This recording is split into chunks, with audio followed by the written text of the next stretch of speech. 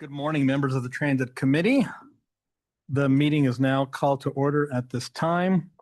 For those around the table, please turn on your microphone when speaking. Turn it off when not. For those participating via Zoom, please state your name when making a comment or asking a question.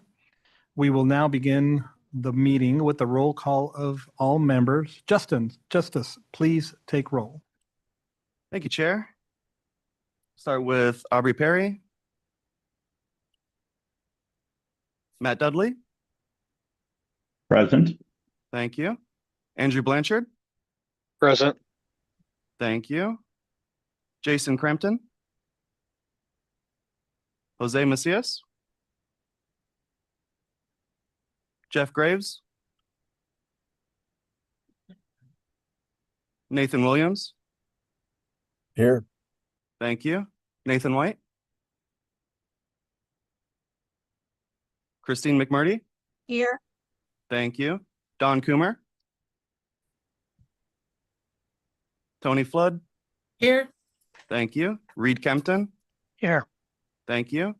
Jody Sorrell. Tremaine Coley. Here. Thank you. Nina Arredondo. Ryan McDonald. Heather Wilkie as proxy for Ryan McDonald. Thank you. 1 second as I write your name down and mark your attendance. Nathan Dom. Here. Thank you and welcome, Nathan. Jamie Garcia. Here. Thank Proxy you. for South. Kristen Taylor. I'm here. Thank you. Sam Stevenson. Present. Thank you. Gabe Elias. Here. Thank you. Michael Eschliman. Grant Anderson. Here. Thank you, Grant. Chair Sapien. Present. Are there any members that I missed during the roll call?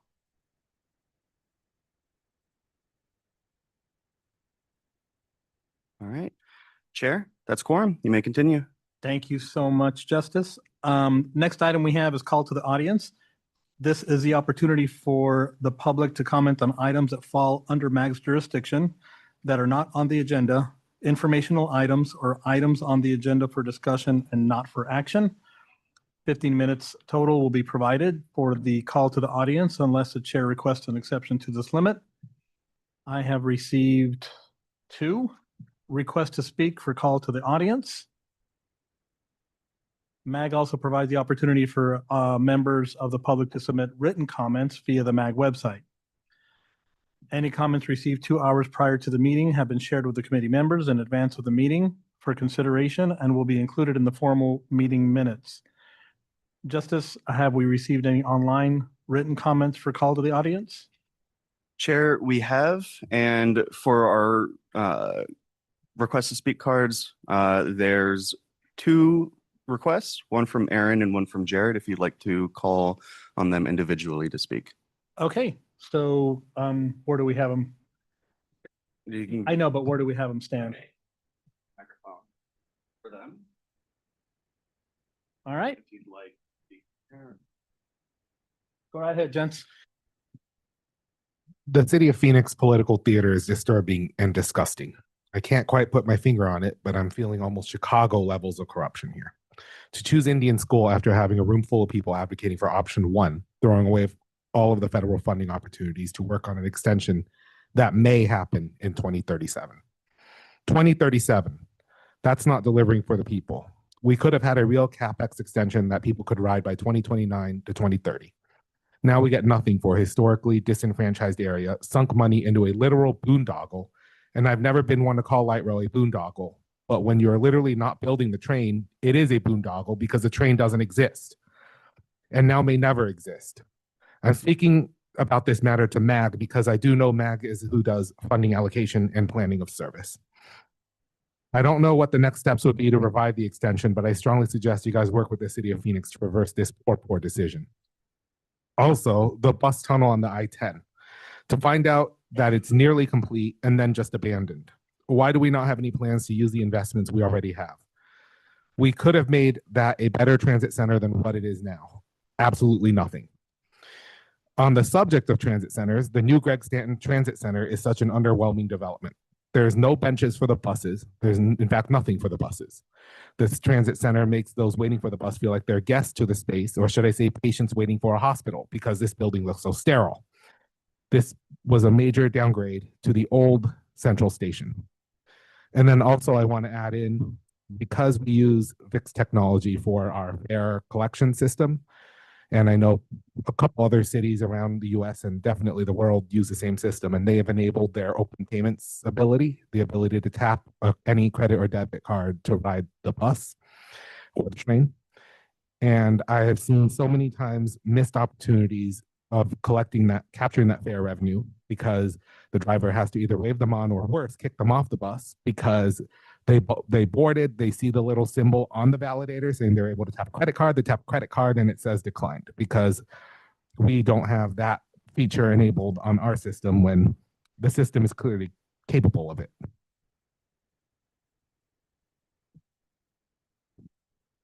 Thank you. Speaker number 2.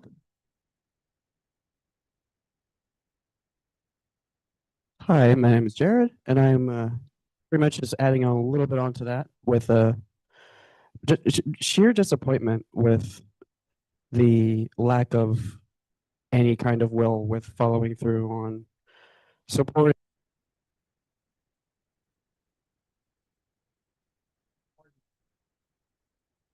Oh, what's that? Please pardon me. I'm just disappointed overall about the lack of will in regards to actually building some, in regards to those who are in the seats of power to make the decisions to expand lines. And long story short, I wish I was able to get around the city without needing to use any kind of transportation or using any of those goofy little autonomous vehicles, or I wish I could get around the city freely just on my feet or with a bicycle. And I bring that up because I think that with all of those massive lanes that we have on every arterial street, we have a very unique situation with how the grids are laid out in square miles. There's 3 or 4 lanes in almost all of those gigantic arterials. There's no reason to not upgrade the bus lines to be separate grade and be physically separate from traffic lanes, to give them signal priority, just like they do the light rail. Mixing buses with regular traffic is a mistake, and it needs to be avoided. And that's one of the best ways to keep buses on schedule, is that not interfering with traffic, having their own space. And the separation also needs to be very meaningful and solid, and actually deters drivers from trying to use those lanes. But also EMS could also use those bus lanes to circumvent traffic entirely. And those curbs could also be used to plant more trees, provide shade for the streets, make the streets cooler. Dignified bus lanes, dignified stations that are more than what looks like a little Cheez-It. The stations need to be treated in a sense of valuing the riders overall with dignity and respect, as if, yeah. More buses, more trees, more bike lanes intertwined with all of that, please. Thank you much. Thank you both. Forgive my stage. Thank you so much. We will now move on to the Max report, item number 3. This item is on the agenda for information and will be presented by Denise Lacey, Planning Program Manager. Denise, please provide the report. Thank you, Chair Sapien and members of the Transit Committee. First,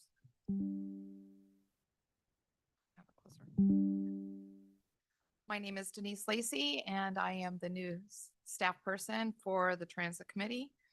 I first of all would like to welcome Chair Jesus Sapien, who is our Public Transit Director, City of Phoenix. And if I get your title or name wrong, please tell me that.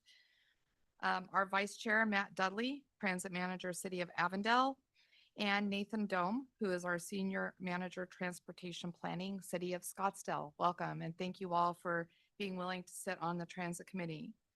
Just a reminder, we do have a new committee meeting schedule that was included in your packet. Our meetings for the remainder of the year will be on March 3rd, May 5th, September 1st, and November 3rd. If you have any questions or concerns about those, you can reach out to either myself or Justice, and we will be happy to help you with that. Our news is a little bit short this month, but that's okay. I believe we all know that Audra Coster-Thomas was appointed as our executive director at the beginning of the year, and we are super excited to have her. And the only transit news that I had of note has already been spoken to from the public, which is the CapEx decision by the City of Phoenix. I believe we're all fully aware of that decision. Thank you, Chair. That completes my report today. Thank you so much, Denise. Looking forward to the meeting schedule. I expect us to have a very festive meeting on May 5th, Cinco de Mayo, right? All right. Before we move on, do any members have any questions regarding the staff report? Anyone in person or online? Chair, it does not seem we have any questions online. Thank you. If members do have any questions, please contact Denise after the meeting. We will continue to approval of the meeting minutes from our last meeting. So item number 4, approval of the October 6, 2025 meeting minutes. Does any member of the committee have questions regarding the minutes for our last meeting? Anyone online or in person? Chair, nobody online. Okay. Prior to approval of the meeting minutes, there is an opportunity for members of the public to comment. Have we received any requests for this item? Chair, no request to speak for this item. All right, thank you. Have we received any online written comments for the meeting minutes? Not for this item. All comments from online have been shared with the members of the committee. All right, thank you. Is there a motion to approve the October meeting minutes? I move to approve the meeting minutes from October 6th. Thank you. Anderson, second. Thank you so much. We have a motion and a second. For our members online, when we conduct votes, we request that you turn on your cameras and unmute your microphones. For members unable or unwilling to turn on the cameras, staff will perform a roll call for those individuals. Please keep this in mind for all voting items during the meeting. Can I have a voice vote of those in the room and those online? Those in favor say aye. Aye. Any opposed? Aye. Thank you so much. Justice, can you take roll call of any members participating virtually who did not turn on their cameras? Did we have anyone? Jermaine Coley, how do you vote? I'm sorry, aye. Thank you. Chair, that's everyone, and the motion passes.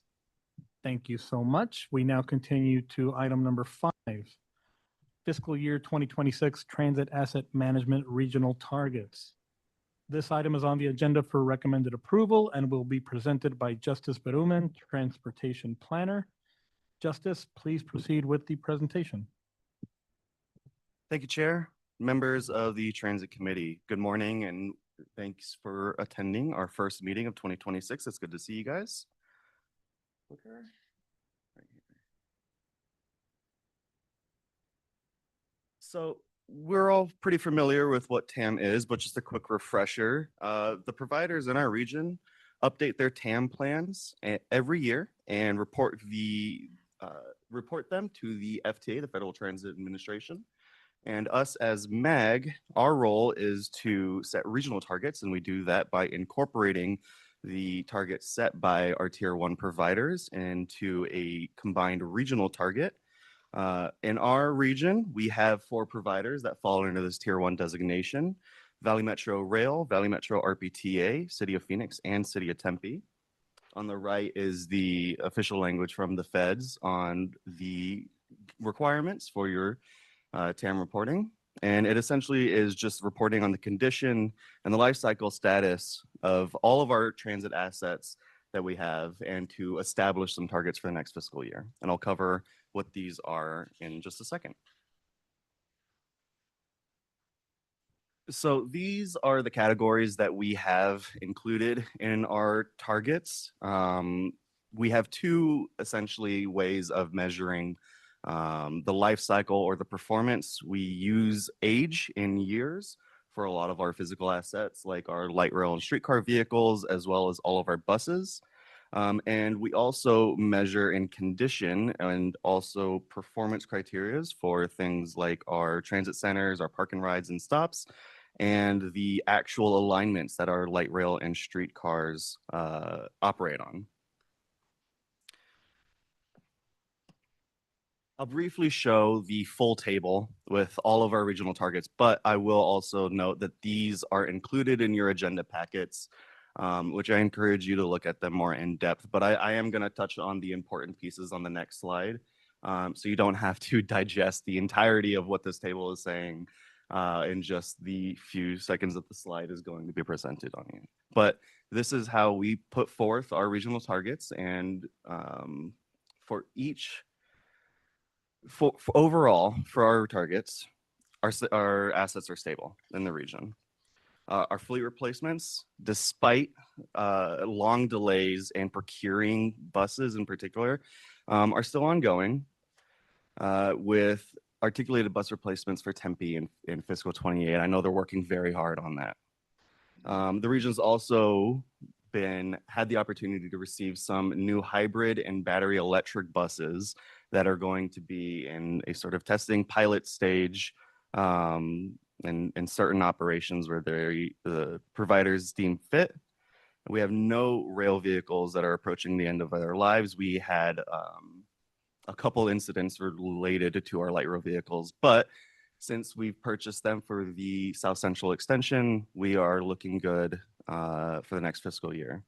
And those van pool vehicles that we had talked about last year that are being reassigned to service vehicles, that has been completed. And so now Valley Metro's support fleet has been refreshed with those.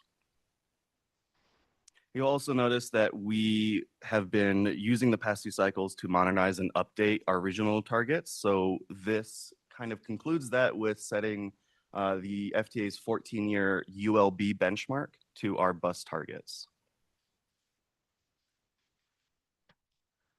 So the requested actions recommend approval of the fiscal year 2026 Transit Asset Management Regional Targets. These targets support our federal reporting requirements and our regional planning coordination, and I'm happy to answer any questions that members might have. Thank you, Justice. Does any member of the committee have any questions? Michael? Thank you, Chair. Do we also consider mileage for transit vehicles when looking at asset replacement schedules? So yes, the answer is yes. We also look at mileage when we're programming and purchasing of these new vehicles, but that's a little different from ULB. The FTA actually has minimum useful life. And so those are separate from our TAM targets. But yeah, mileage is looked at when providers are considering midlife overhauls of their vehicles to kind of extend their lifespan. 12 to 14 years is usually how long we get out of these buses, depending on whichever comes first, years or mileage. Okay, thank you. Anyone else have any questions?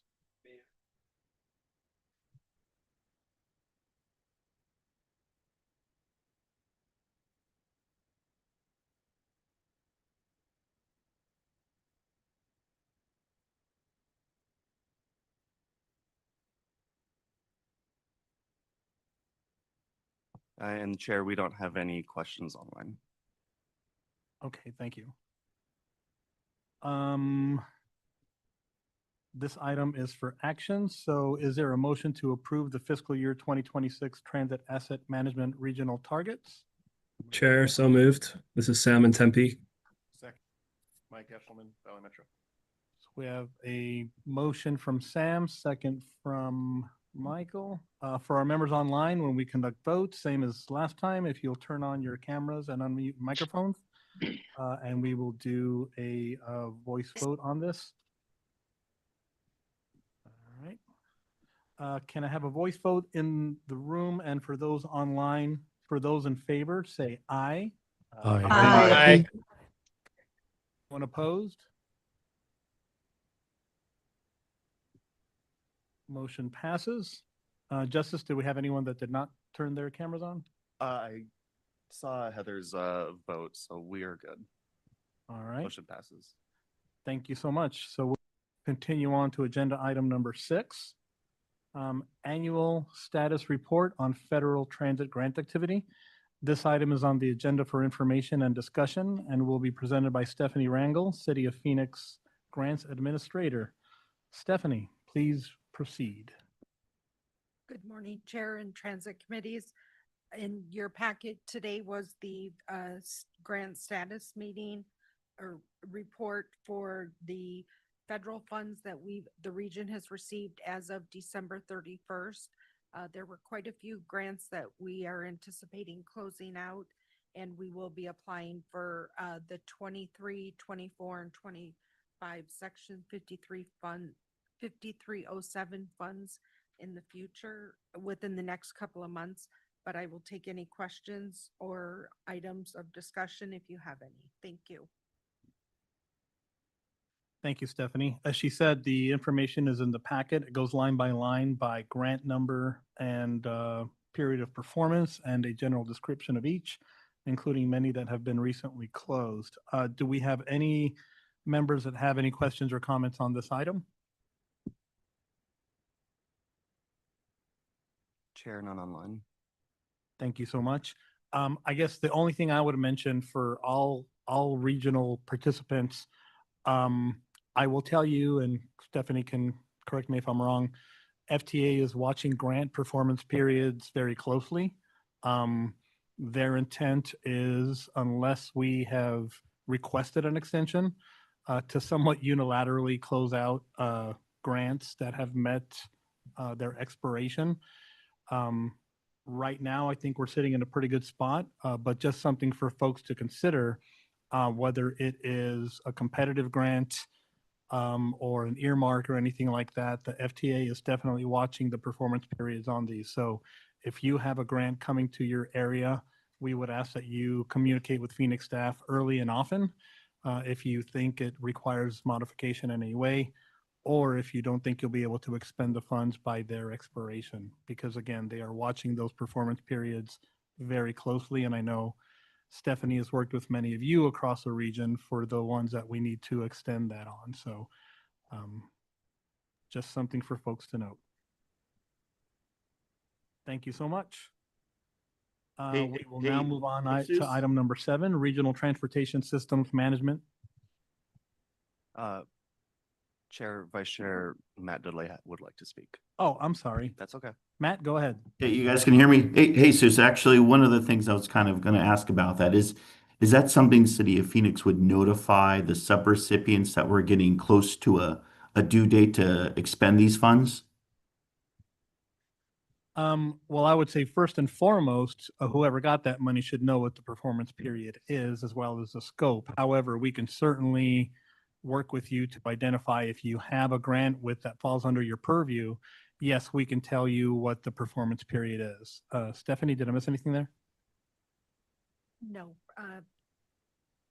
Chair Sapien and Matt, usually if you look at your grant agreement that each agency has with the City of Phoenix, there's an expiration date in there, which coincides with the grant. So you'd have to look there, but we notify you.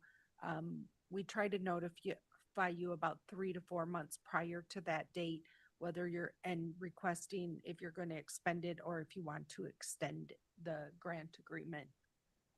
Okay, so it'll be incumbent upon us subrecipients to make sure that we're informing City of Phoenix at least 3 or 4 months beforehand if you're getting to that stage where you don't think you can spend those funds. Chair Sapien, Mr. Dudley, yes, that is correct. All right. Thank you very much. And what I would add on to that, Matt, is don't wait till the 3 or 4 months. If you know well in advance, you're not going to make that deadline. Let us know well in advance, because we have regular meetings with FTA staff and we kind of try to introduce the item to them first before they ask us to submit something formally to them. So a discussion with them at the informal level, I think, is kind of the introductory level. That is to say, requests for extensions are the decision of the federal government, not us as a designated recipient. So I think the earlier we can get on those, if necessary, the better, because there's no guarantee that they will agree to an extension. All right, sounds like a plan. Thank you so much. Anyone else? Chair Sapien. Yeah. Jesus, I'm waiting for some updated DBE language in order to move forward on one of the grants that I've got. Has that been tidied up yet? Not yet. We actually had DOT staff in Phoenix a couple weeks ago.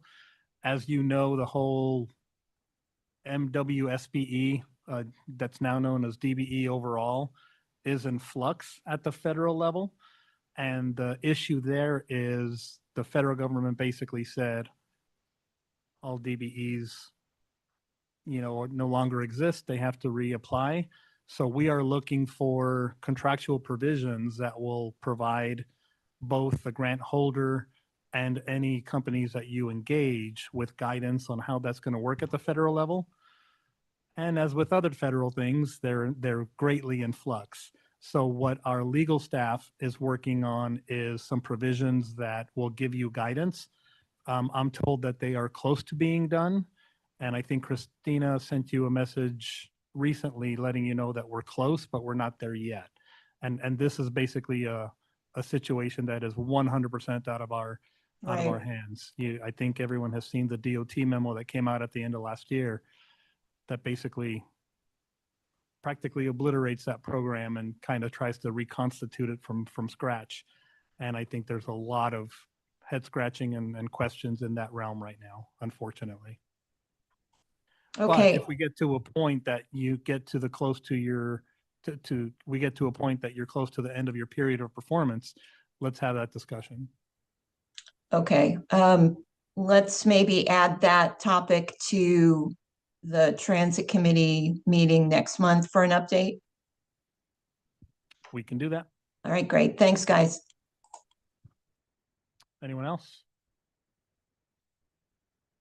Chair, I don't see any other hands raised online. Okay, thank you. We now move on to item number 7, Regional Transportation Systems Management and Operations, TSMO Plan. This item is on the agenda for information and discussion and will be presented by David Lucas, Intelligent Transportation Systems Manager. David. Thank you, Mr. Chair, members of the Transit Committee. So I'm pleased to have the opportunity today to talk to you about Transportation Systems Management and Operations, or TSMO, and the regional TSMO plan that is currently under development. So first of all, let's start with the definition. Transportation Systems Management and Operations is focused on optimizing the performance of our transportation systems through operational improvements. So you may be more familiar with one TSMO strategy, which is Intelligent Transportation Systems. And this strategy refers to the use of advanced technologies, specifically sensors, communications, and computation to enhance transportation systems. But ITS is just one of various TSMO strategies that are available to us. Several of these are definitely relevant to the work of this committee in the transit area, looking at traffic signal coordination, transit signal priority, integrated corridor management, which looks to use transit as an alternative means when the freeway is closed. So TSMO is an overarching strategy that covers all areas of work that's within our region. So one of the reasons why TSMO is important is just because of the phenomenal growth that we have in our region. There's market increases in business development, in residents, increasing population, and much of that is driven by the high capacity transport corridors that we have within our region and the growth in our transit system. So why Tismo in particular? Well, as mentioned, VMT or vehicle miles traveled, congestion and travel delays are just expected to continue to increase. Time and money, the cost of transportation continues to go up, and there's increasing demand for our limited financial resources. And we can't continue to build our way out of congestion. So we have constraints on our physical infrastructure. So we need to look at innovative ideas like Tismo, which is a collaborative mindset of looking at alternative solutions to address some of our transportation issues. We're all familiar with these great maps that illustrate the growth of the regional freeway system that the residents of our region have made over the last 40 years and continue to make with Prop 479 beginning with this year. However, we can't lose sight of the fact that the infrastructure investments are not limited just to the freeway network. They also are taking place on our arterial network as well as our transit network. So Tismo is not a specific project with a specific start date and end date. It's actually a mindset. It gets institutionalized by updating your business processes, your systems and technology, and performance measures. It helps drive the collection of data so that you can measure the performance of your system and evaluate if the changes that are being made are effective or not. And if not, pursue an alternative strategy. Another very important part of Tismo is collaboration, and that's within agencies, across modes, and across jurisdictions. So it really needs to be a regional mindset to be effective. So Tismo is part of our regional transportation plan, and it's called out and also talks about the most recent effort in this regard, which was the Systems Management and Operations Plan that was completed in 2018. Tismo and ITS are also part of the investment strategy that were laid out in the RTP, talking about the funding that's available to pursue cost-effective strategies to optimize the performance of our network.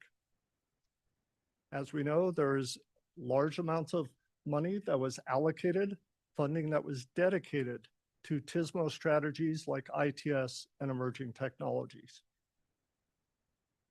Again, Tismo is a regional mindset, optimizing system performance, not focusing on one specific mode or one specific corridor, but the entire system. Sharing information, coordinating responses, and improving overall situational awareness. Measuring effectiveness is a core component of it. And looking at system-wide strategies to improve infrastructure and technology development. This offers significant benefits to make the most of our existing infrastructure, leverage those billions of dollars of investments that have been made over the years. Improving coordination between system operators, whether that's within a single mode, across modes, or across the region. Looking at comprehensive incident management so that all roadway users are safe. Improving the reliability and the safety of the transportation system, and reducing our O&M costs, which continue to increase over time. So now that I've made the case for what Tismo is and letting you know what it means, I want to talk about the regional Tismo plan that is currently under development.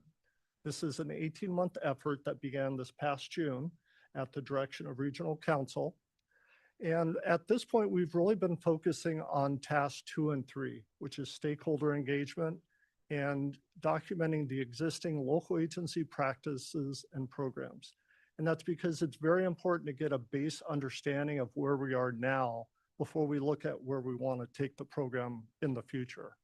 Over the next few months, we're going to be focusing on tasks 4 and 5, setting the vision, goals, and objectives, and what program areas we want to focus on. So this is a high-level overview of the schedule, and you can see where we are now. So the establishing current conditions is really trying to determine where are we at now, where do we want to go, and what is the best and most effective way to get there. So again, this isn't just focused on ITS. I referenced the SM&O plan earlier. That plan was very focused on ITS, the use of systems and technology. But really, we want to focus on the entire TISMO umbrella. There's TISMO strategies that will benefit every mode within our transportation system. We have an opportunity with more funding as well as more flexibility because the type of funding is also different. We need to align the TISMO program with other MAG program areas. There's a lot of great work that's going on within MAG and within the region, and we need to make sure that this regional TISMO plan is aligned with those. We need to leverage data management analysis capabilities both within MAG and within the region. Again, leverage those existing infrastructure investments. We've received the buy-in from our residents to continue this funding. So it's incumbent on us to make sure that we can demonstrate that we're getting value for them from that investment. We need to focus on a regional plan that's inclusive of all agencies, large or small, no matter where they're located within the region. And it's an opportunity to include new partners within the planning. Arizona Commerce Authority, our freight partners in Arizona Trucking Association, special event venues, and our universities. We're fortunate to have 3 excellent universities in the state. There's a lot of great knowledge there. Let's utilize that. So the work that we completed to date so far in the first 7 months of the project are developing a stakeholder engagement plan, setting up a technical advisory group where we've held the first 3 meetings thus far. And we did an extensive stakeholder survey where we did a 25-question survey that was sent out to all of our stakeholders. And it was done in an open-ended format. It wasn't just an online survey. We actually wanted to get some detailed written comments from everybody. And we got great feedback from our stakeholders. We've reached out to MAG departments, whether that's in programming, data management, application, planning, policy initiatives, and our executive leadership to make sure that the plan we develop, again, is in alignment with the priorities of all of these individual groups. We've reached out to the MAG ITS committee, the Aztec Regional Partnership. We've reached out to the stakeholder focus groups, and those were all completed in December, where we did detailed 90-minute meetings following up on what we heard from those surveys, making sure that we understood the needs and the priorities from our stakeholders and offering them an opportunity to do a deep dive into some of the issues that were raised. The existing conditions report is under final review, and we're also doing outreach like this, where we're speaking to each of our technical committees to make everybody aware that TISMO is an overarching strategy. You may or may not be aware of it, but it is something that you're doing today. So what we heard is originally we received some initial vision themes from our stakeholders as part of all of this outreach, and some of these should resonate with you. Staff development is training that we heard from many, saying that our local agencies need more assistance in this regard. Telling the regional story, evaluating the performance, preparing for future technology. We know that technology continues to improve at a breakneck pace. What's the best way for us to make sure that our system and our staff are ready for these improvements? So we continue to refine as we got more and more feedback, had our TAG meetings, had other committee meetings, and we refined them further to develop more regional program areas or clusters of ideas and needs. Again, staffing and training rose to the top, performance reporting, safety strategies, and traffic incident management are just a few. But we didn't just get a laundry list of ideas from everybody. What we needed to do, because we recognize that even though we've received unprecedented levels of funding, it's not enough to do everything that we want to do. So we really need our stakeholders' participation to help us rank and prioritize these various needs. What should we focus on first to get those quick wins, get us that foundation, get things started, and then assess some of those that are a little bit more challenging, that might take multiple phases. It's not just going to be able to be done in one single go. So what we've focused on now is 7 regional program areas that you see in front of you. And they're really grouped into 3 different areas: regional mobility management, regional data, and developing a regional resource hub. And you'll see that transit is captured in that first area of mobility management, whether that's doing active traffic operations management, incident emergency management, when a rail car collision happens, other incidents, multimodal management.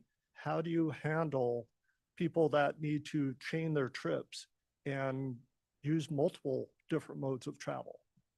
And then integrated corridor management, where despite the investment that we made in our freeway system, sometimes incidents happen and there's a closure. How do you respond to that so that people can still get where they need to go? The other part of this is important to realize that each of our agencies, as well as the region, is at different levels of implementation for these various strategies. Some are only at the planning stage or just starting to look at some of these strategies. Some have already implemented and are doing O&M. It's part of their daily processes. And others are in the process of doing their second or third version of this and replacing their existing system. So when we do these program areas and provide funding, we need to make sure that there's opportunities for each agency wherever they are in this diagram. So we're also fortunate at this point that there are several other related study activities that are ongoing or have just recently wrapped up. The first 3 have recently concluded. The first one is looking at TSMO strategies, specifically on the freeway. And these are various strategies that MAG has studied over the years, but this was an opportunity to assess those, look at what peers are doing, and come up with a cheat sheet, so to speak, or an assessment of strategies that we might want to look at in the future as funding becomes available. Assessing the efficiency and the effectiveness of our wrong-way detection program. There's a lot of freeway projects that are underway in the freeway lifecycle program. Where do we have gaps that we might need to assess? I think with the work that ADOT and the region has done in this area, they've demonstrated the effectiveness of wrong-way detection, where more often than not, 90% of people, when they're made aware that they were going the wrong way before they get on the freeway, they're able to turn around and self-correct. So how can we build on this and spread this region-wide so that it's not limited to just specific corridors? When we're talking about traffic signal optimization, evaluating that program, are we doing the best we can? Are we making most effective use of the resources in this area? How can we use new technology and new capabilities to improve that program? So those recently wrapped up. The following 3 on the bottom are currently underway, concurrent with this plan. One is updating our regional ITS architecture. This is a federal requirement that's needed for federal funding. So, and we also need to update it to reflect the changes that have happened since the last update in 2019. Because a lot has changed. There's new service packages, there's new capabilities, new technologies that weren't around 7 years ago. Assessing the performance of our regional community network, which is a fiber network that connects all of our agencies. That's in place to allow us to share data and communicate most effectively. Are we doing the most we can with that? Are there other opportunities to leverage, again, that investment that's been made? And then other transportation plans that are underway, like with our active transportation. So we have several major deliverables. The first was our existing conditions report, which just wrapped up. As mentioned, we're going to be focusing on vision and framework and data management over the next few months. Then we're going to turn to focusing on how do we implement this, and then delivering the entire plan in November of 2026. And with that, I'm happy to answer any questions. Thank you so much, David. Do any members have questions or comments? Michael? Thank you, Chair. Mike Eshelman, Valley Metro. So I've been thinking a lot about travel time as it relates to access and mode choice decisions related to transit in particular. And Jesus and I have been working with the results and other agents and other cities have been working with the results from what our customers and communities have said about the bus network in particular, and reasons they do and don't use it and barriers to using it, as well as just like how long they're spending on the bus. And so this is very timely and I appreciate it. And I've been thinking about reframing what access means. And I think it's, what can you get to within 30 minutes? So 30 minutes seems like a reasonable threshold to me for thinking about the length of a trip. We're finding that there's a significant delta between the amount of time people spend on our buses going to work versus people spend in their cars going to work. So the average commute time, you know, off the top of my head would be 20 minutes in a car to get to work, and then an hour on the bus is kind of the relationship. Takes 3 times as long. And that means the only people using the bus to get to work are the people that have to use the bus to get to work. And I don't think that sets up a sustainable ridership base. I don't think it allows public transit to make the type of inroads into mode split that I think we want to be making. And this provides a great opportunity to think about vision and goals about how we want to be making decisions about what to prioritize within the street network. And in particular, we're going to do a ton of work to realign our service network to better match the patterns that we're seeing coming from the post-pandemic era of people moving around differently.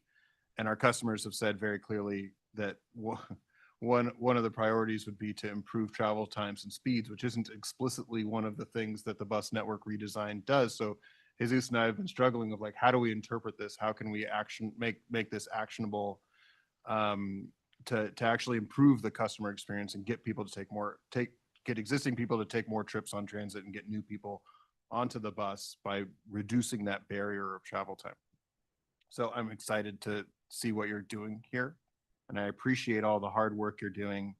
When it comes to the implementation plan, is there going to be some sort of mechanism for carrots and or sticks to ensure that things are done, or is there a way that priorities are being ranked through this process of who gets what type of priority in the street network when they're being redesigned or when decisions are being made about signals? Mr. Chair, Mr. Eshelman, I appreciate the question. That is what we're looking at when we're developing the implementation plan, is not just coming up with the priorities, but coming up with the mechanism and processes in place where we can do that incentivization structure to encourage, for example, data sharing, performance measurement. How can we structure the calls for projects? And that's why it was important for us to align this plan and get representation from other groups within MAG who have expertise in programming in those areas, so that we can structure the call for projects to include carrots, sticks, things like that, everything that it takes to have an efficient, effective system that can deliver, but also do so to hold everybody accountable, to make sure that it's not just MAG that's held accountable, but our local agencies, because ultimately you're the agencies that are going to deliver this work. Yeah, and I think a key piece of this is that when it comes to transit operations, time is money. The longer a bus is on the road, the longer an operator is on the road being paid to be on the road. And the longer people on the bus aren't being paid because they're not at work. So there are these really key considerations around making sure that the bus and the train go faster, to be able to minimize the cost of providing that service and maximize the economic benefit for the people on the bus. Yep. Mr. Chair, Mr. Eshelman, following up on that and recognizing as well that safety, resiliency, and reliability of the network is also paramount. Absolutely. It can't just come down to, getting the fastest time. There's a variety of metrics.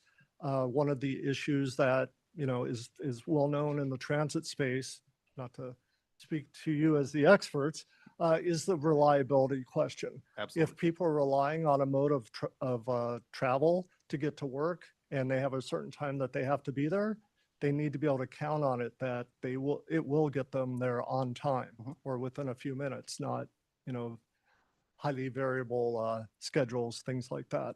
So those kind of considerations, and a big part of that is sharing data and working together. And there's another project that MAG has underway that we're working with City of Phoenix and Valley Metro in the downtown area to improve operational performance. And I have to say, working with Valley Metro and your staff there have been excellent. There's been a lot of great collaboration and coordination working, and that's what we need to see within our region. I think we've got a good foundation of that with all the committees and the work that happens within our region. So I think we have a good foundation to build on. We just need to continue doing that and, you know, move forward. So Thank you I so much. appreciate the comments. Thank you. Thank you so much. Anyone else? Vice Chair Matt Dudley would like to speak. Mr. Dudley, go ahead. Yeah, David, I think you just kind of hit on that one. Asking like for the rest of us, is there any like specific information and coordination that you need from the transit operators? It sounds like you are already getting this information from Valley Metro and from Phoenix Transit. Is there anything that you need maybe from the rest of us? Mr. Chair, committee members, if you are interested in participating, we do have the technical advisory group. If you particularly or one of your staff members would like to be more involved, please reach out to me. We do have good representation from the transit side on our technical advisory group, but we're always happy to have additional voices and viewpoints at the table.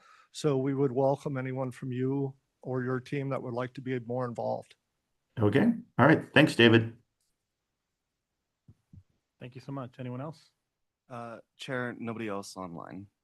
So I guess the one comment I would make is I noticed in one of your slides, you had a dot point that talked about, I think it was called collaborating on a regional data environment or something to that effect.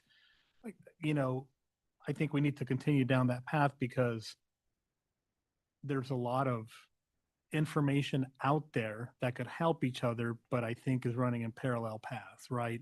So when I'm driving in and I use either Waze or Google, they are showing, for example, local streets and freeway flows in red or green, if you know, or yellow if there's any holdups. We on the transit side, both on bus and rail, they're two separate systems, but we're putting them together for the Valley Metro app, which is pushing out schedules as well as schedule adherence. So I'd be interested in the future to have a discussion as part of this effort. And how do we bring all that together? Because, you know, when there's an accident, a street closure, a street restriction, whether it be a freeway or arterial street, you know, we can use that information just as well as police or fire, for example. So having some way to share that info would be extremely great. And again, I'm hitting on that one dot point that you called, I think, you know, a shared regional data environment or something to that effect, because we all have these data sets that could help each other, but we have to go to that agency's app or website to look at it and then potentially digest it afterwards, right? So I'd be really interested in having a discussion on that in the future. Thank you. Mr. Chair, yes, definitely. And that is an area that a lot of information like that is siloed currently. And we have to get away from thinking that, well, if it's not transit data, I don't care about it. If it's anything that affects the transportation network, then it is something that you want to be aware of. Again, it's building that situational awareness, or that shared regional data ecosystem that you referred to. So that is something that we need to break down those silos and provide information in as shareable a way as possible. And again, look at leveraging it. There's a lot of great things that are happening with AI and other algorithms that are available that can search through these large data sets that may seem disparate, but there are insights that you can get from a planning perspective, from a daily operations perspective, from a traffic incident management perspective that we want to report out to the public. There's a variety of data outcomes that could come from that. So we need to explore those opportunities. Perfect. Thank you. Thank you. Like the Seinfeld episode where he wants to drive the end of the fire department truck and he tells everyone, it's all up here, Jerry. We need to share it, right? We need to share that info. Can't stay in Kramer's head. We have that doesn't need to be in the minutes, by the way. We have a public comment on this item. in support, even though this isn't for action. As chair, I will allow a little leeway. For Jared? Thank you, sir. Yes, that's me. That, all right. We still have a mic over there? Oh, thanks, Tyler.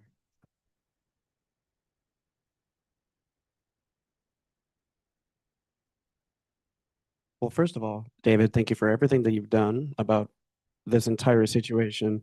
And as you said, sir, over there about the priority in regards to commuting time for people that are trying to go to work, I am, you kind of spoke to me very, very openly, and something that I was thinking about is I ride a bicycle and I live in Tempe and I go to Chandler for work. I often take Price. So one of the things that I often think about when I'm traveling on the Price Road in my bicycle is what is the potential feasibility for a express shuttle bus that travels north and south along Price the entire way up from potentially that big interchange up there where Price is in the north and then go all the way south, because I would find that extremely valuable. And then a previous comment that I made about kind of going on about how you mentioned priorities. I'm also curious about feasibility for, again, the separation of express bus lanes that could keep private vehicles out to help with the buses not getting stuck in traffic, because that's one of the biggest things that I find very frustrating as a bus rider. Not to mention requesting, looking into signal priority for buses. Sitting at red lights is very annoying, but also I think another thing that I like a lot about the light rails is next vehicle in 2 minutes announcements and electric signs that lets you know when buses are coming. And then another thing that I was curious is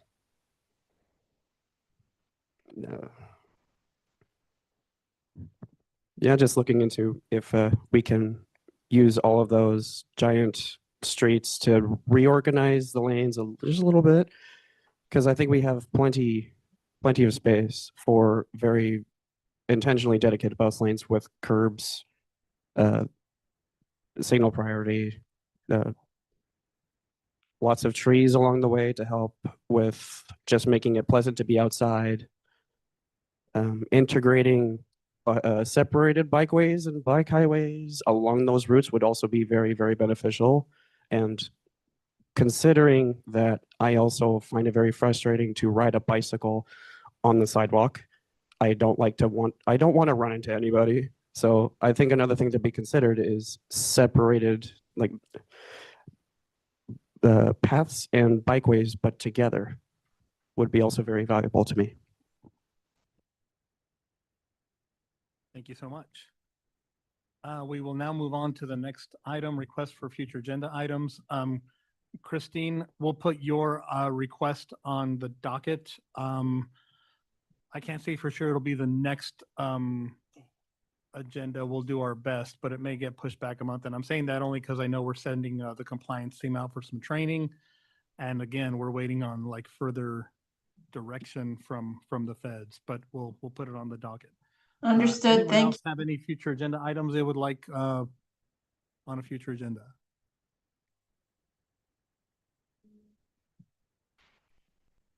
Hearing none. Item number 9, comments from the committee. Are there any comments or announcements from the membership? All right. Well, thank you all so much. The next meeting of the Transit Committee will be on Tuesday, March 3rd, 2026 at 11 a.m. With no further business, today's meeting is adjourned at 12:01 p.m. Thank you, everyone.